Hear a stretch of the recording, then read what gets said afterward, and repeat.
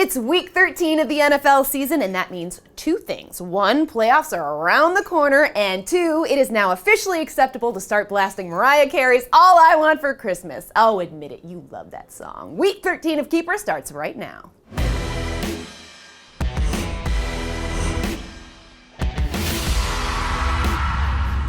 Hey guys, welcome to Keepers. I'm Susanna Collins. Oh baby, it's December and we are on the home stretch, you guys. And if your team is on the cusp of making the playoffs, you're gonna wanna pay very close attention. It's do or die, only the strong survive, no mercy. I can't think of any more motivational sports cliches. And with that, here are your sits and starts. Start Doug Baldwin. Admittedly, I had no idea who this dude was a few weeks ago, but my oh my has that changed. Now he might take a step back from his torrid recent stretch, but Russell Wilson's likely to look his way even more with Jimmy Graham out. Plus, Minnesota could be vulnerable deep with both their starting safeties battling knee injuries. So it would not be shocking to see Baldwin slip behind him for a big play or two.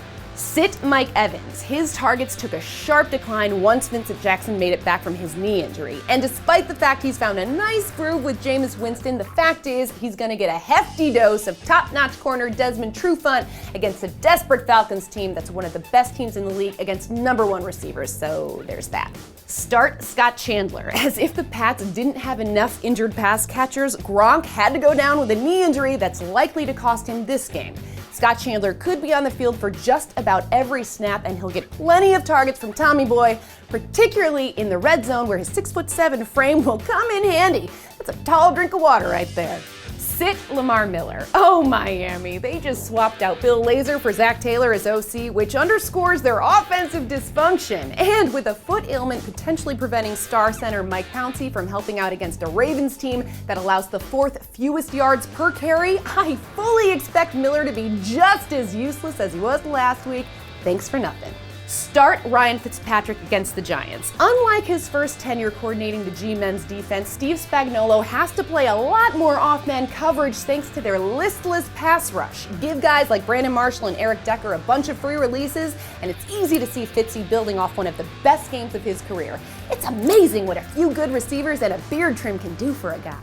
Sit Zach Ertz. He's likely to return from his concussion, but either way, keep this guy on your bench, especially because Sam Bradford and his gimpy shoulder is also set to return. Combine that with the fact Ertz has found the end zone just once in his past 20 games, and that whole scenario is just a whole world of hell no.